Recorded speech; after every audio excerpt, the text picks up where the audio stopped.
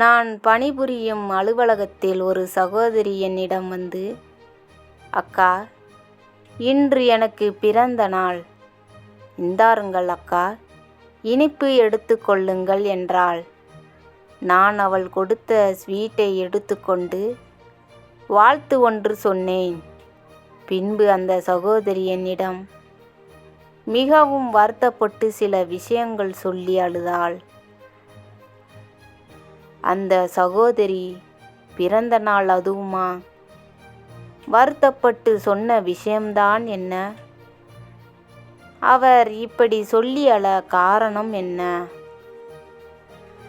வாங்க சம்பவத்துக்குள்ள போகலாம். அந்த சகோதரி என்னிடம் ஸ்வீட் ஒன்றை கொடுத்து, அக்கா, நான் அழகாய் இருக்கிறேனா? இல்லை, என் ஆடை அழகாய் உள்ளதா? என்று அடுக்கடுக்காக கேட்க ஆரம்பித்தாள்.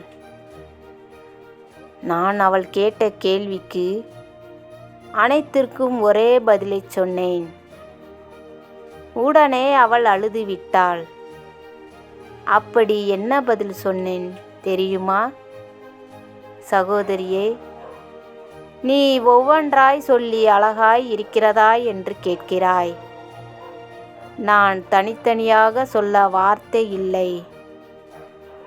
இன்று மட்டுமில்லை, என்றுமே நீ அழகாய், நல்லா வைரக்கட்டி மாதிரி ஜொலித்து கொண்டே இருக்கிறாய். நான் அலுவலகத்திற்கு உள்ளே நுழையும் போது முதலில் உன்னைத்தான் பார்ப்பேன். நீ இந்த சின்ன வயசில் பயங்கரமான திறமசாலியாக இருக்கிறாய். அதை நினைத்து மிகவும் பெருமையாக இருக்கும். சகோதரியே என்றேன். அதற்கு அந்த சகோதரி, அக்கா, என்னை என் அம்மா அடிக்கடி வைரம் வைரம் என்றுதான் சொல்வார்கள். என் அப்பா வீட்டிற்குள் நுழையும் போதே முதலில் தங்கப்பிள்ளை தங்கப்பிள்ளை எங்க, தங்கப்பிள்ளை எங்க என்றுதான் என் அம்மாவிடம் கேட்பார். என்னை என் அம்மா அப்பா என்னை மிகவும் சந்தோஷமாக வைத்து கொண்டார்கள். அக்கா, எனக்கு ஒரு 12 வயது இருக்கும். நான் பள்ளியில் 6ஆம் வகுப்பு படித்து கொண்டிருந்தேன். அப்ப எங்க பள்ளி அரசு உதவி பெறும் பள்ளி என்பதால் என் பள்ளியில் ஒரு விழா ஒன்று வைத்தார்கள். அப்பொழுது ஒரு ஆசிரியர் எங்கள் பள்ளியில் வந்து விழா நடத்த இருப்பதால் மாணவ மாணவியர் அனைவரும் அனைத்து போட்டி, டான்ஸ் போன்ற எல்லாவற்றிலும் கலந்து கொள்ள வேண்டும் என்றார்.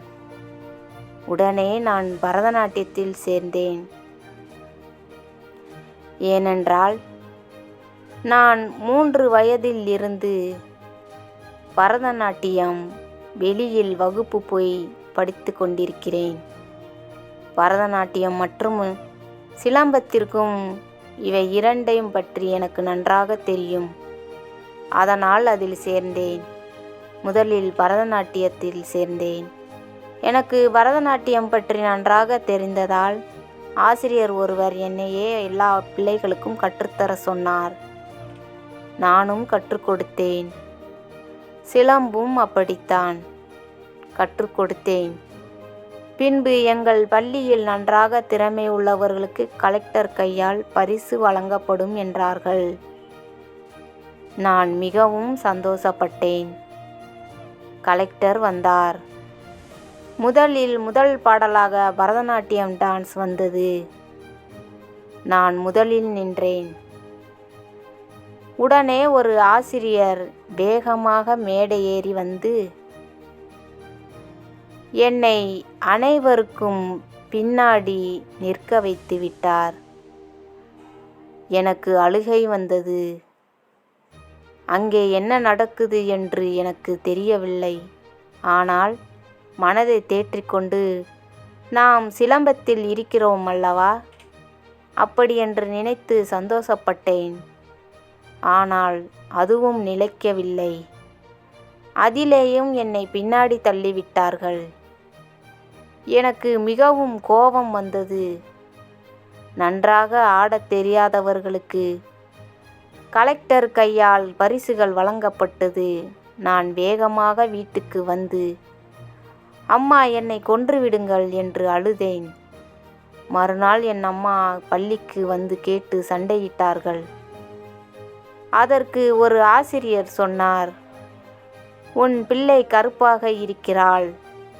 கலெக்டர் முன்னாடி நல்லா இருக்கிற பிள்ளைகளை நான் தான் நிற்க வைத்தேன். என்ன இப்போ என்று என் அம்மாவை சத்தம் போட்டு அவர்கள் வாயை அடைத்து விட்டார். அதிலிருந்து என்னை கருவாச்சி, கருப்பாயி, கருவண்டு, கருப்பி என்று பல பெயர்களை சொல்லி என்னை கூப்பிடுவார்கள். முதலில் எனக்கு மிகவும் கஷ்டமாக இருக்கும். ஆனால் இப்போ அது பழகிடுச்சு.